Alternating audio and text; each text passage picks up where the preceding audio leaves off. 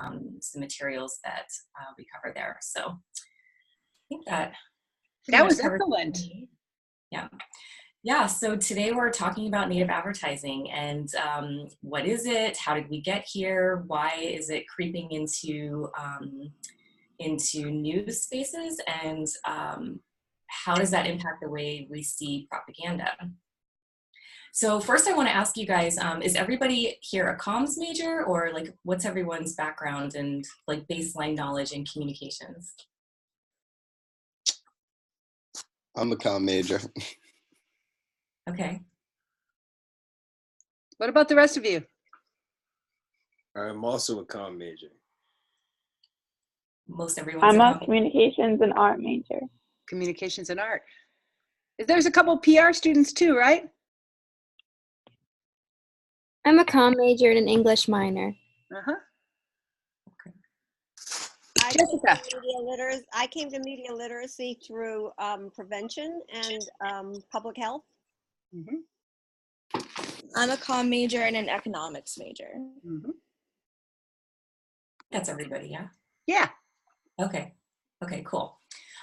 So I'm going to start, I think, by, okay, well, I guess we'll start by talking about the different kinds of native advertising that we are exposed to. So does anybody already have an idea of what native advertising is? Like if you had to give a definition, could anybody do that? Is native advertising the same as sponsored content? Well, it kind of depends on who is answering the question. So marketing professionals, advertising professionals, and PR professionals all practice native content. They all create native content, right? Or sponsored content. And different organizations and different practitioners actually have different ideas of what specifically native content is versus sponsored content versus content marketing. So in my view, content marketing is sort of a strategic way of communicating that involves, it basically involves the marketing of content to further your goals, right? So that can mean anything from creating content strategically that you then market through things like search engine optimization strategies. It could be things like cross-blogging relationships where maybe Renee creates a blog post and she asks me to post it as a guest blog on my blog so that it gets further traction, that kind of thing. And it also includes just being very strategic about what your marketing messages are. So yeah, I would say that I would put all of these strategies under the umbrella of content marketing. So let's see. Native advertising is basically when the advertisement itself is sort of dressed up to look like the content that surrounds it. So examples of that would be influencer marketing that Ryan Halliday talks a lot about. Did anybody actually know that well, I'm still getting to know like what like college age people are into these days, because even though it feels like I'm still college age, I'm definitely not. Do you guys actually follow influencers like on YouTube or bloggers or anything, or like Instagram, or a platform I'm not even aware of anymore? What do you mean by like influencer? Oh, good question. So influencers are people who have an online presence that are so big that they're considered by the marketing industry as an influencer. So they have such a big presence. It's usually about, well, it depends on the marketing goal, but it can be anywhere from 1,000 people to 10,000 people that qualifies you as an influencer. By people, I mean followers. So an Instagram follower that has like 10,000 followers or more is likely to be approached or be eligible to market products. So these are, I think the beauty industry is a big one. So you'll see beauty bloggers where they'll do makeup tutorials and they'll talk about, you know, different makeups and or clothing or something like that. And a lot of times they're actually being either given the product to talk to you about or given the product and paid in some way. And usually the payment is structured like per view. So it really benefits them to have a lot of people watch, right? Yeah. I mean, I know this guy who was on Are You the One on MTV, and he has like 30,000 followers. But like, I knew him before then, so it's kind of hilarious. Did you knew him personally, or you knew him online? Yeah. Yeah, he went to like Bridgewater State, and like then he was just like, "Yeah, I'm going on MTV," and I was like, "What?" Wow, that's amazing. Do you think he gets money from sponsors for promoting certain products? Yeah, like he takes like pre-workout because he goes to the gym a lot, and he like promotes that Got it. on like Instagram Live like every other day. Forget what else he does.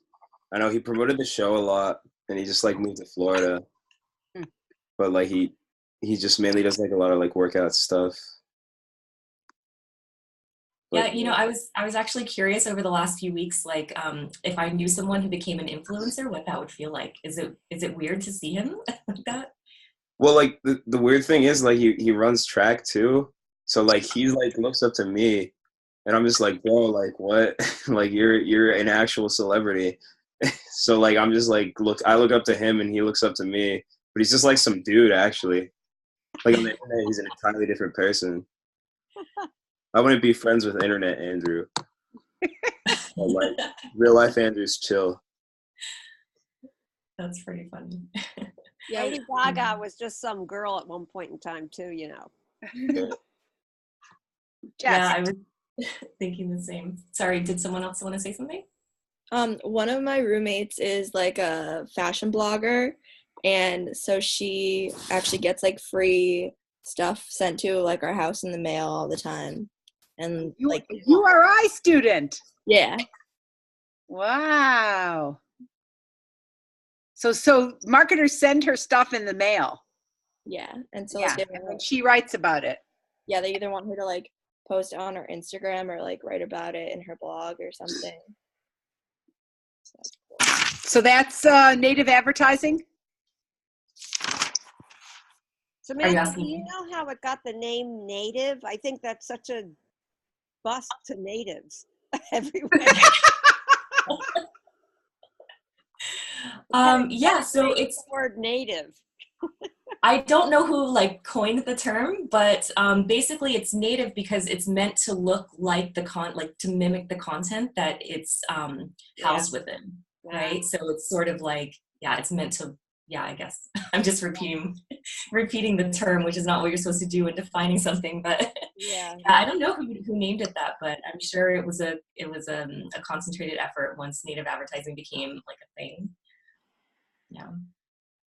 So there's other kinds of native advertising too, besides influencer marketing. There's also product placement, which is totally not new, but it's got a lot of new avenues now with online communication, right?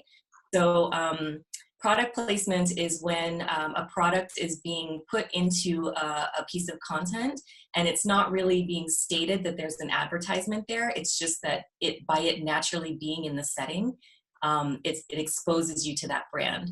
So a good example of that would be, did anyone watch the new Spider-Man movie? Yeah. Oh my gosh, I did, and I freaking love it. It's really good. I love it. So if you guys haven't seen it, I highly recommend it. But basically, so Sony Entertainment owns the rights to Spider-Man, right? And so when you're watching this movie, there are quite a few places, especially in the beginning, where Sony, like the main character of the movie is wearing Sony headphones. And you can clearly see quite a few times that, you know, he's wearing the headphones and it says Sony right there. And then of course, you know, he's walking around in these really, really nice Air Jordans. And it turns out that Sony and Nike had a deal for this movie to actually have this character wear the specific pair of Air Jordans so that after the movie came out, they can sell that pair of Air Jordans, right? And these are things, it's just built into the storyline. They're not saying like, hey, this kid is wearing these Nikes. It's just there, right? I don't know if is anybody a fan of Friends, the TV show from the 90s? I was a huge fan of Friends. And now there's actually a lot of a lot of people talking about how much content marketing funded that show. In fact, if you guys remember the Pottery Barn episode, the one where everything was from Pottery Barn, and Rachel kept buying things from Pottery Barn and Phoebe kept getting upset or didn't know about it, and then whatever. Anyway, the whole episode focused around the continuous purchase of things from Pottery Barn. And it turns out that Pottery Barn sponsored that episode. So it's not a new thing, that's for sure. So another technique is listicles. So you guys are familiar with Buzzfeed, I'm sure. It produces a lot of content that gets circulated a lot online, right? So this is content where normally BuzzFeed doesn't produce content that's very serious, right? It's for fun, it's for entertainment, it's meant to kind of grab your attention. A lot of their content is written by what I guess they would probably call them journalists, or I'll just call them writers. So a lot of their content is produced by writers, but then they also have content that is funded or sponsored by advertisers, right, or by companies. And the content looks identical. And sometimes the content is kind of indistinguishable. They'll put up a list of presidents who look like famous actors, you know, old presidents that look like famous actors today, and it's sponsored by Virgin Mobile. And it doesn't have anything to do, like Virgin has nothing to do with this idea of what old president looks like what Hollywood actor, but the fact that they're associated with fun content is what they're going for, right?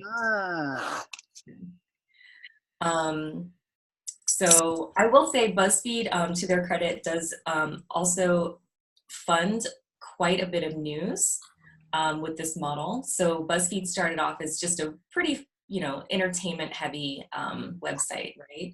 But a couple of years ago, they actually opened a newsroom that is producing really good news from parts of the world that actually aren't getting much coverage. So I'd highly recommend checking that out. But so wait a sec, Samantha. So you're saying that BuzzFeed started out as an entertainment site. It took money from advertisers using Listicle and other native advertising. It got so much money and it grew so fast that they decided to invest in serious journalism? yes. Ah, interesting.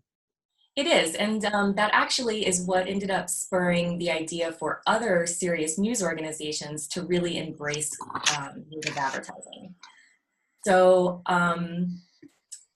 this new business model is one that was mirrored by other digital native companies like Vox and Quartz, but they kind of did it backwards. So they started a news organization that also had native advertising right away, whereas BuzzFeed kind of did the opposite. They started off as a native advertising company that incorporated news later.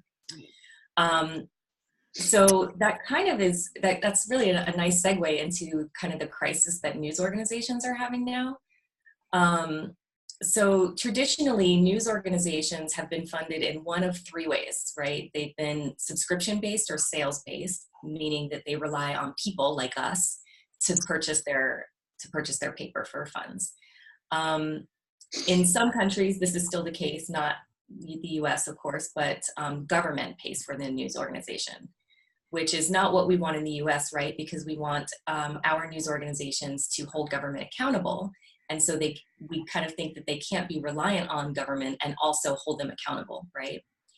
And the third way is by advertising. And this is, you know, the introduction of advertising into news has been really revolutionary, actually, in how the news came to be what we know it today. It's a really interesting history, and if you're interested, I'd love to send you more materials on that. But basically, thanks to advertising, journalism or news organizations have been able to do the in-depth and hardcore reporting from all around the world that we're familiar with today. The problem is that in the 90s, when the internet came around, that funding model started to break down really quickly. So whereas before, advertisers really flocked to news organizations because, well, first of all, advertising wasn't very measurable back then. It's hard to place an ad in a paper a paper and know how many people are actually looking at it. So basically advertisers based the value of a news organization on its circulation, which is also flawed, but that's, I guess, another topic. But now with online content, everything that we do is so trackable and so measurable that advertisers have kind of gotten smart, and as online advertising has evolved in the last 25 years, they've really gotten the hang of what works and what doesn't work. So the first advertising online was a pop-up banner ad. Do you guys even see those anymore? I don't see any ads because I have an ad blocker, and sometimes I'm like, dang, I'm not seeing, oh yeah, I have ad blocker. But basically in 1994, the first banner ad came up, and it was horribly ugly. It was just like a big splash of a bunch of colors and pixels, and it said, click here. And people did. 44% of people clicked on it. You can't make that shit up. Right? It was and an ad did, because it was a novelty. Right, because think about it, like back then, like you guys were born into this. I think you guys were probably born after this banner ad that I'm talking about. But people like Renee and Pam and I, yeah, we remember. We remember when this wasn't a thing. So for a computer to suddenly be available to us all the time, and we have this online access, and then something pops up and it's communicating with us and telling us to click on it, we did. It was crazy. But then we got wise and we stopped clicking because we were tired of, whatever BS was on the other end of the click, right? So the advertising industry started to figure out, as they got better at monitoring what we do online, they started to figure out that that doesn't work, right? So then they started other strategies, like instead of a pop-up ad, they would put a banner ad on the side of content. And we still see that now, right? Especially if we're looking at like article-like content, we see that on the side. And then when we get to the bottom of the article, we see suggested ads or suggested articles, right? And normally, if you look, those aren't actually articles that are created by the same organization that created what you just looked at. So you're looking at a box of advertisements that typically take you to another page. So those are not that successful. So basically, because we are getting so good at recognizing when something is an ad and resisting clicking on it, well, I have to admit, even I click on like a random listicle here and then, or every now and then. But basically, as a whole, we're getting really good at not clicking on those things. And so the solution to that for advertisers is to bake their advertising right into the content that we do actually want, right? So that leads us to, I guess we'll talk about news some more. Can I talk about news some more? Yeah. So, so when we're talking about things like, influencer marketing and product placement, these are all things that are usually inserted into entertainment, right? So when we are looking at YouTube, or we're looking at someone who's giving us a tutorial, or a gamer, we're actually looking to be entertained. But what happens when we're actually looking to be informed, and we go looking for content that should be reliable, it should be verified information from a trusted source that we know can tell us about the world outside of ourselves? We look to news usually. Well, actually, how many of you guys actually read news? Yeah? These are my best students. Yay. That's fantastic. I teach a news class at this one university, and 6 people of 36 actually said that they read news. That's really challenging. Anyway, so so when you guys actually go to a news organization, you expect content that has been vetted and that's like not influenced by the government or by monetary incentive, right? You expect journalists to give you information that's independent. So what do you guys think about how do you guys think that native advertising shows up in news spaces? Like, what could that look like? I was watching this thing on like last week tonight about how all these mediums somehow got onto like, I mean, I hate to use this as an example. It was like Matt Lauer's show, and he was just like promoting like their show as if it was news, and like the medium did like a reading, like pretending like he talked like to Matt Lauer's dad, and he like started crying and stuff, and he was like, it's real, go watch the show. Yeah. So that was promoting the show in as a news event. Yeah, that's a good example. Yeah, that's a great example. Any others you guys can think of? I saw this thing in the New York Times. It was a story called Orange is the New Black, and it was about women in prisons. And it was sponsored by Netflix. But it was actually a serious piece of journalism about women in prisons. It didn't ever mention Netflix and the TV show. So it was kind of confusing to me. Yeah, so that's a really great example, Renee, and especially because this was kind of a groundbreaking example when it comes to native advertising. I'm going to pull it up and show you guys, actually. Let's see. Am I able to show my screen if I'm not the host? You are. Go down to scroll down to the bottom, and then the green little thing will pop up, and you should be able to. Okay. All right. Yeah, that's it. Yep. I saw that in the paper copy. Oh, you saw the paper copy of this. That's great. Do you still have it? No. Bummer. So this came out in 2013 or 14. I think actually 14. So it wasn't until 2013 that news organizations actually started to use native advertising. So let's talk for just a quick second about the conflict here. So if you're a news organization, you want people to trust you, and you want people to come to your news organization for as a source of information. There was a big conflict within news organizations about whether or not to start adopting this advertising model because native advertising is meant to look like the content that surrounds it.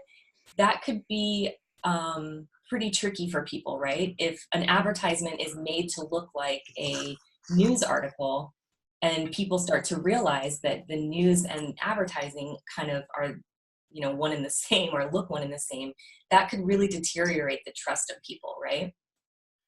So a couple of, I think it was The Atlantic was one of the earliest adopters, or they had some misfires. I'll show you actually in a second a couple, or a funny, well, I think it's funny, a misfire of their attempt in 2013 to use native advertising. But it really wasn't until New York Times kind of came out and said, okay, we're going to adopt this model, and we're going to do it with all of these standards, and we're going to make sure it's clearly marked, and it's going to be quality, and yada, yada. It wasn't until the New York Times sort of led the way that other news organizations started to adopt this. And this was really like the flagship native advertisement. So you can see, like, it's structured very much like a news article, right? There's a headline. There is a version, actually, if I made this, oh, it does have the journalist or author's byline here. Actually, if this gets smaller, I think that goes away. No, it's still there. All right, anyway. But yeah, the information in here is it's very accurate. It's very well researched. And it really doesn't feel like an advertisement. It's good information about the reason why, or what it's like for women who are housed in prisons that were designed for men, right? So I don't know if I can maybe send some links around later. It would be cool for you guys to take a look at this and see what you think, because there's really only like one, I think, reference to Piper something, I forgot her name, but the creator of Orange is the New Black. And nowhere in here does it mention the TV show, really. Oh yeah, I guess it does here, maybe once or so. So this is actually, it spurred a lot of controversy, really. A lot of people were like, this is really messed up.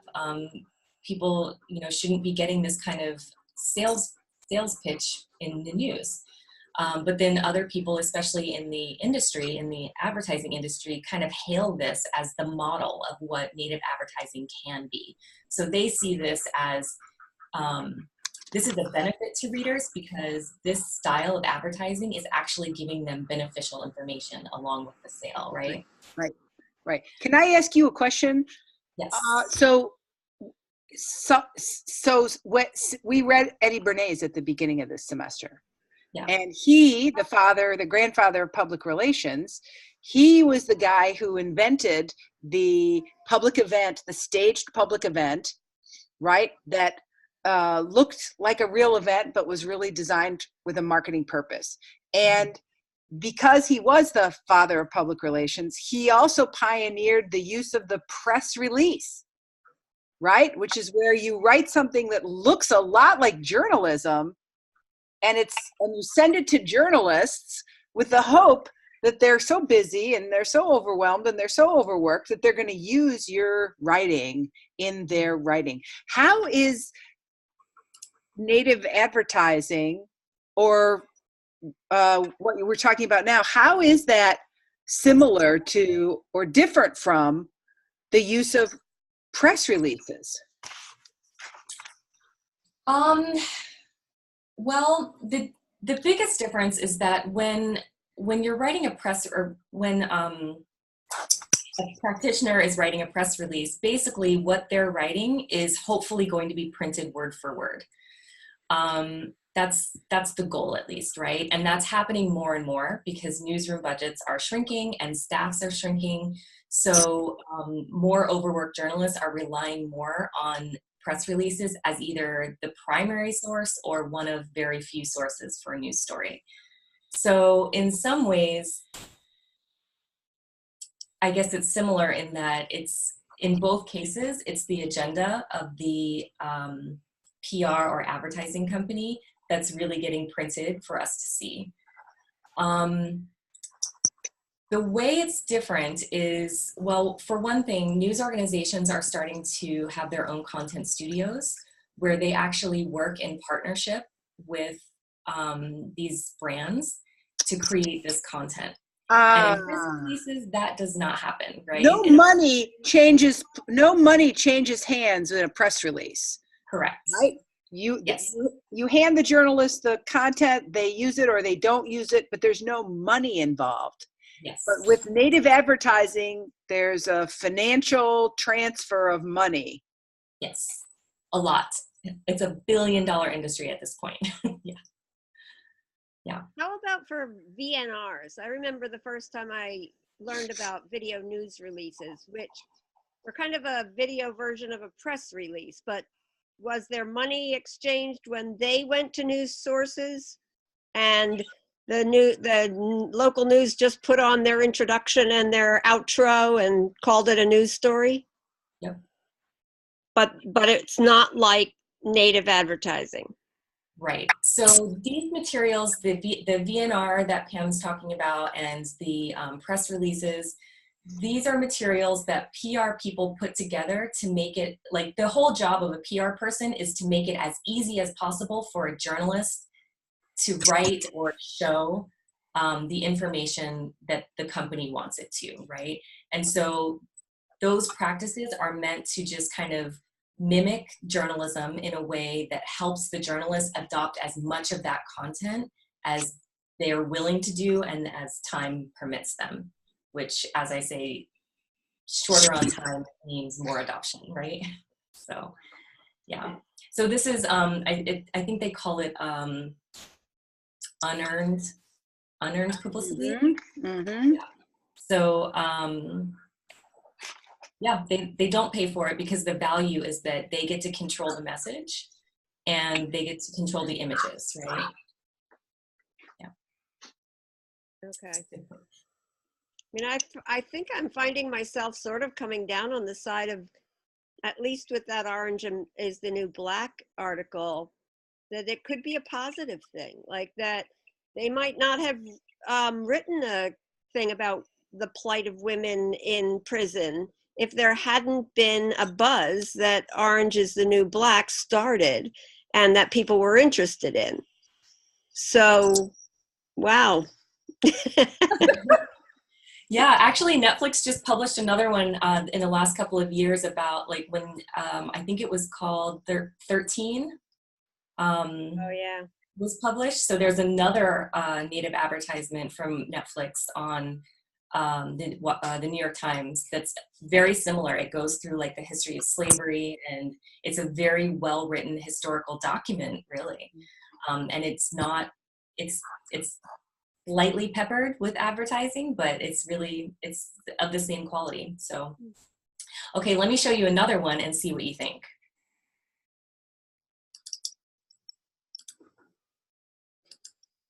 Oops. Okay. All right, so check this one out. Whoa. This is actually no longer available on The Atlantic. They took it down, but Poynter has an article about it. So I think there's a screenshot here. Oh, does it show the article? Yeah. Let's see. Oh, no. So this is a magazine article about the head of the Scientology group? Yeah, I really wish it showed the whole thing. I have a copy of it, so if you guys want, I'll send it around. But basically, so this was The Atlantic's first attempt at a native advertisement in 2013, just maybe 6 months before the Orange is the New Black that we just looked at. So this is, if you could see the whole page, it looks very journalistic. The paragraphs, I mean, it looks a lot like this page that we're looking at now, right? There's written content under this picture. But basically, the entire article is talking about David Miscavige and how successful he is in leading Scientology to, becoming one of the leading churches in the US and globally and blah, blah, blah, blah, blah. It really is a very lavish praise of David Miscavige and Scientology. So then underneath, you could see that if you look at the comments, not only did they place this article, but in the comment section, very early on, there were a lot of comments like, oh, wow, I didn't know this about Scientology. Good on you. Oh, this is great. To each his own. Oh, I didn't realize that Scientology had so many churches. This is really interesting. And then after a while, it started to get skeptical, like, who did this? Is this a real article? People started to question the content. What do you guys think happened there? They had fake people coming and putting in positive comments. Yep, that's not exactly fake people, what but happened. real people making positive comments that were on their side or on their payroll. Yeah, exactly. Did they pay those people to make those comments? I don't know if they did or not. They just got Probably crazy not. Scientologists. They issued out an order to the Scientology community to write good things. Yeah, they get a discount on their next package of materials if they post 5 comments. So Samantha, that little yellow banner there that says sponsor content, is that as much as we get as far as transparency goes? So in the early days, yes. And here in Hong Kong, actually, the leading newspaper is called the South China Morning Post, and it's an English newspaper. It's the paper of record for Hong Kong. And a lot of times they don't mark their native advertising. Not at all. There's no law here to address that. So in the US, when native advertising started to become a thing for the news organizations, the FTC actually started to say, okay, this is getting weird and we don't want people to be misled, right? So the FTC had this summit and they came out with a set of guidelines about the use of native advertising. So these guidelines more or less just say you can't lie, just like you can't lie in any advertising, right? And that you have to clearly mark your native advertisements by using different fonts or putting a border around or putting a clearly marked label and logos of the sponsor, that kind of thing. So these guidelines are very vague and general and have only been enforced one time.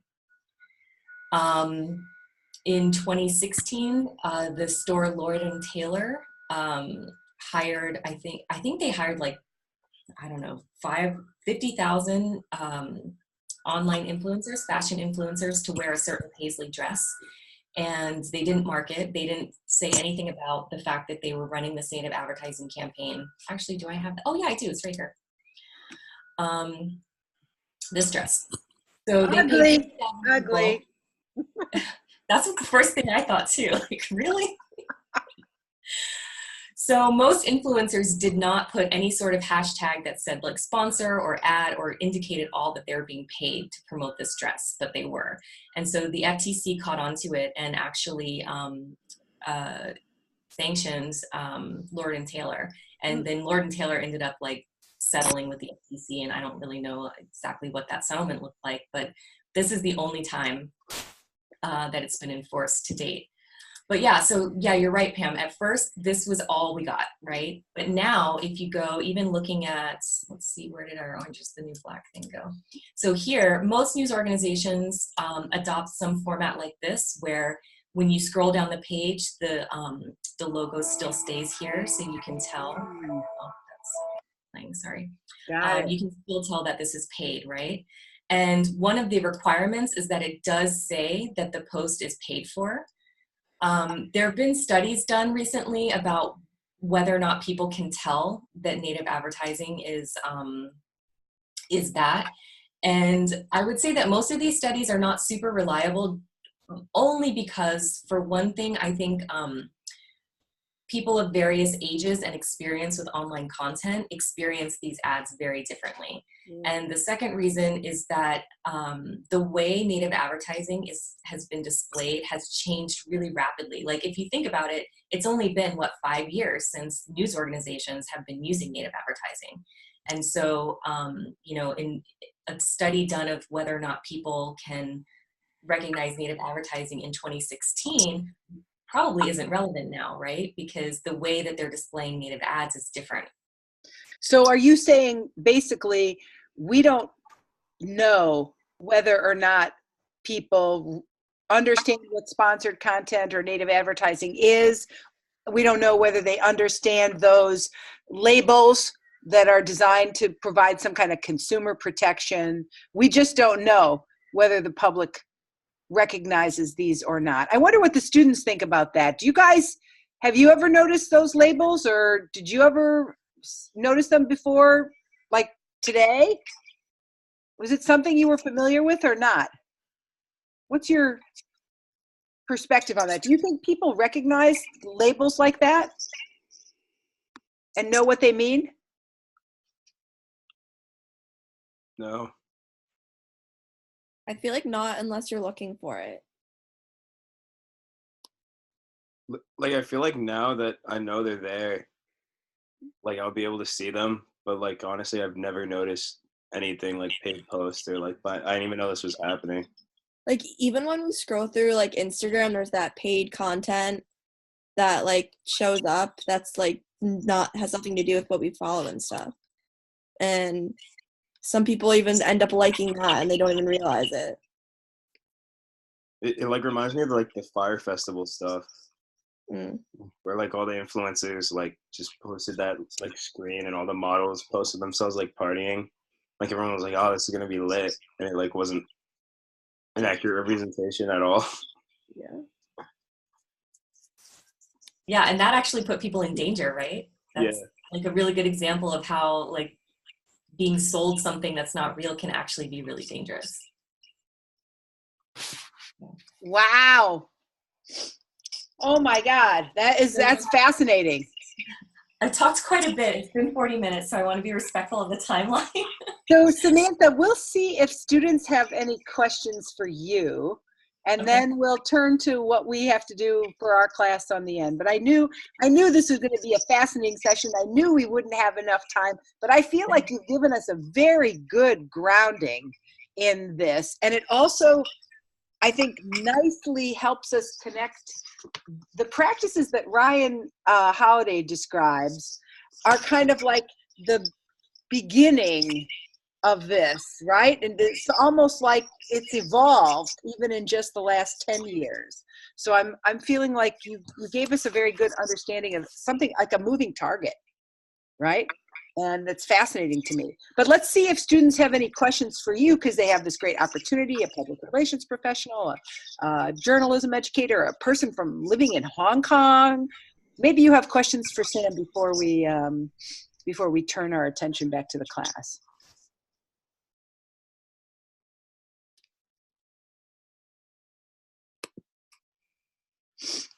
Okay, I have a question. So Sam, what's your dissertation going to be about? Oh my goodness. Give me the elevator speech. The elevator speech. Okay, so because of the way financials, I was not ready to go into this. Sorry. Okay, so because of the advancement of online information, the financials of news organizations have been declining rapidly.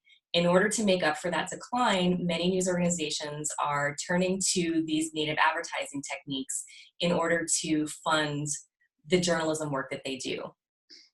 Traditionally, within a news organization, the business operations and the journalistic operations are very separate, so that people can trust that the journalism that they're getting is not being influenced by the business side. And that wall between the two has been very solid for decades. But now, because advertisers expect better engagement online and they can measure it a lot better, now news organizations are relying on the storytelling techniques of journalists and the knowledge that journalists have of us as news consumers to actually contribute to these kind of native advertising. So what I'm studying is the New York Times actually has a school of journalism that offers a program in content marketing for newsroom workers, which is unheard of, to my knowledge. Because normally journalists are taught, do not pay attention to the business side. We don't want it tainting the news. Your job is to do reporting and tell us the truth without influence. Now, you know, we talked before about how the New York Times is a trend leader, right, in native advertising. Now the New York Times is offering a program that actually trains journalists to create this kind of advertising. So what does that mean? What does it mean for journalism? What does it mean for the content that we get? That's basically what I'm studying. Wow. So fascinating. So in about a year or a year and a half, or maybe 2 years, you'll get to come back to my propaganda class and tell me what you learned from that study. That's one of the things that I think undergraduate students probably may not know. One of the reasons why I say, since you picked a university, you know, you could have gone to a college. You undergraduate students, you could have gone to a college, but you didn't, right? You went to a university, and the difference there is that at a college, professors teach you stuff that is known, the stuff they read, the stuff they know. But at a university, we don't just transmit knowledge, we create knowledge, we create new knowledge, we create and disseminate stuff that people didn't know. And the creation of knowledge is what makes a university really distinctive, and what makes a PhD process so powerful, because you're going to create new knowledge on this topic of native advertising that will change the way we teach and the way we learn and the way we do media literacy and the way we teach journalism and the way we teach public relations. And it's like, wow. So creating new knowledge is like, you picked going to a university for a good reason, because you're around people who are not just transmitting stuff they know, but actually creating new knowledge. And you guys are going to be able to say, oh yeah, I had Samantha Stanley. She was a guest lecturer in our class, right? And we would go, oh, wow, cool. So thank you for joining. We should give Sam a little round of virtual applause. Thank you guys. Virtual This was applause. really fun. I really enjoyed being here. Thank you. We are so glad you are part of this class tonight. Okay, so we just have about 10 minutes and I want to talk you through what's happening, what you're going to be doing, because it's rock and rolling and we are moving into a really important part of the course. Olivia, you did something really cool. You did something really cool, which is you wrote to me and you said something like, or maybe it was you, it was one of the two Olivias, right? Which is, how do I know how I'm doing in this class and what's going on about that? So I am busily right now reading your Leap 1 student projects. My first job was to find them. So I collected as many as I could and I put them here, and you can see what an interesting array of topics. We've got Childish Gambinos, This Is America. We've got a bunch of you doing the Gillette Super Bowl ad. We've got Eminem on Trump. We've got the Lorax, the ALS Challenge, American terrorism, cheat death with Palm, the Real Beauty ad, McDonald's ad. So we've got a lot of interesting topics that students took.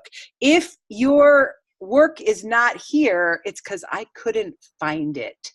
So that means please send me the correct URL to your work, because I went to your blog, I looked around for it, I couldn't find it. That's not good, right? So if you didn't see your work there highlighted and linkable, then make sure you can see it, because I'm grading those works now. So one thing that you can do to see if you're on track is you can go up here and view your identity as a learner. Right now, if you're on track with this course, you should have about 120 points if you want an A for class participation. And that metric is really available to you to see how you're doing. And about midterm time, coming up to midterm time, it's always good to kind of check in on that and see where you're at. But Sam really helped us tonight address our focus topic for this week, which is how are changing business models affecting the rise of propaganda? And I think, Sam, you really helped us understand this, how to answer this question quite a lot with your great talk. Here's what I want you to do for next week. I've made a slight shift in the syllabus. So the paper syllabus shows a different topic. I flipped week 6 and week 7 because I think they flow better this way. And we'll do week 7 after the spring break, and it'll be a better, I think it'll be a better structure. So our topic for next week is virality. Our focus question is, what features of propaganda may help it to spread widely? Of course, the first thing I want you to do is I want you to read the second half of Trust Me, I'm Lying, right? And he tells a lot of stories in the second half of his failures, which I think is pretty friggin' courageous, because a lot of people don't tell their failure stories, right? So I'd like you to, after you read the second half of Trust Me, I'm Lying, I'd like you to call out and describe one of the failure stories that was most meaningful to you, because we can learn. In fact, I believe maybe we learn more from failure than we do from success, right? So that's the first thing. Second thing, read my piece called "The Blurring of Art, Journalism, and Advocacy." And after you read it, choose 3 of these questions to respond to. Why is propaganda displacing journalism?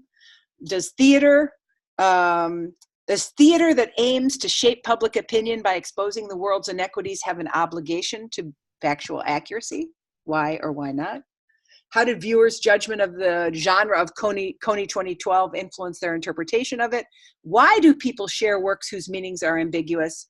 And what are the implications of the idea that we make our own reality by the interpretations we make of our immediate experience, plus the vast array of media messages that surround us? So those questions should stimulate some really good discussion, I think. Then, of course, you were teenagers when Coney 2012 first crossed your horizon. You were 11 or 12, maybe in middle school. You have to watch it again as the most viral piece of propaganda ever created. It offers a lot of lessons. So we're going to watch it like we have with some other things using the video ant. Remember the video ant, once you sign in, the video ant allows you to watch the documentary and then place a comment in the comment thread. So this is a powerful piece of propaganda. I want you to consider the question, what specific elements helped contribute to its effectiveness? Why was it viral? And is it journalism, activism, or art? Right? So that's going to be a fascinating experience. It's a roller coaster ride of a 30-minute documentary. It's a roller coaster, right? Every emotion under the sun you're going to feel as you watch it again, or maybe for some of you even for the first time. Then I thought we'd play a read it and tweet activity. I am kind of trying to teach you to be public communicators and effective propagandists yourself, and that means learning to be good Twitterers is part of it. This is a very short article in Wired. It's called "The Problem with Me Too and Viral Outrage." So I want you to compose 2 high-quality, informative tweets. One should summarize an idea from the reading, and the other should offer your opinion and interpretation of the issues explored, right? Make sure you use that COM416 hashtag so we can participate in a community, right, of tweeters. This is a really interesting idea, the problem with viral outrage. What's wrong with it? You're going to learn a lot, I think, in that article. Now, I'd like you to look at the Leap 1 work of somebody in this class, because the works, as I've been looking at them, are pretty darn good. So choose one of the Leap 1 projects that is completed. Then use the space below to offer warm feedback. What did you like about the work? What did you notice about the work? And what did you learn? There's some really interesting topics, and we've got really a great, bright, talented group of kids here. So pick something that interests you. You can access the whole collection of work there. And then, of course, next week is the midterm exam. Okay, so the midterm exam is a 48-hour experience. It will open. It'll be available on the Pathright at 9 a.m. on March 6th, and it will go away on March 8th at midnight. So the window is rigid, right? And you'll get an email. The midterm is now open, right? We talked before about the idea that this is an open book, open note examination, and you're expected to consult and use the materials of the resources of the course as you answer the questions.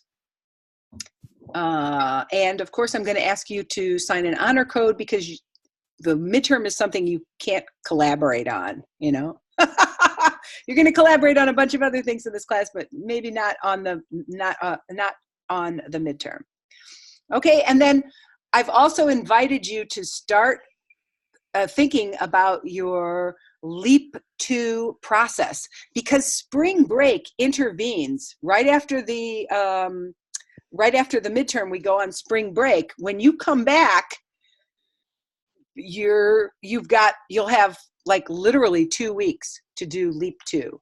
So I'm going to suggest that since Leap 2 is such a big project, it'll take 2 of you to do this work, that you make sure before you leave for spring break, you have gotten at least to steps 1 and 2. It's not the kind of project you can pull out of your ass in 2 nights before it's due. It's just not. It's just too complicated. You have to produce an academic paper and an infographic. So I suggest you kind of eat the elephant, bite one bite at a time, right? Start with find your partner, then read about and learn about the power of 2 and the power of collaboration. And then start thinking about the comparison contrast format, because you're going to need to choose 2 examples of propaganda from either 2 different time periods or from 2 different cultures. Ooh, how interesting. Okay, so next Tuesday, we are not going to have our synchronous class.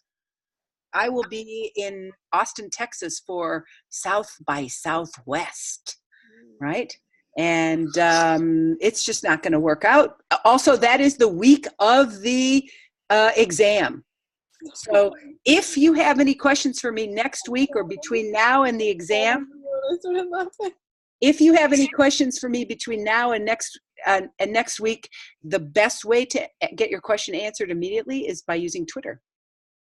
And then the second best way is to email me, right?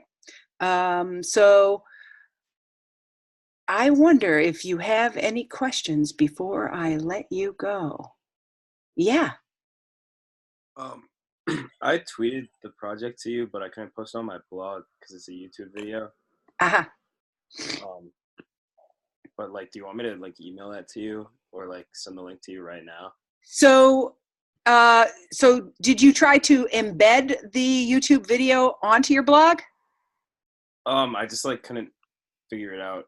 Okay. So I was like getting frustrated. So I just could you put the YouTube URL on your blog? I could do that, yeah. Okay. Do that, and then now that I know, Anthony, that it's in the Twitter, I'll go look for it there too. Okay. So put it on the blog, even if it's just a link, which is watch my Leap 1 project here, hyperlink. Okay. Okay? Cool. Other questions? Okay, you guys, we're rocking and rolling toward the midterm. I think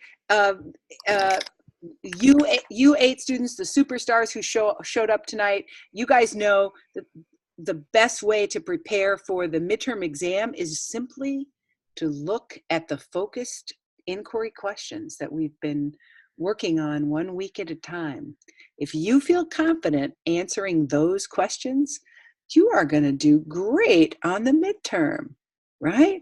So just keep that in mind as you study. Again, Sam, thank you for a great learning experience tonight. I mean, it's so cool to be able to use this powerful technology to talk to somebody literally on the other side of the world.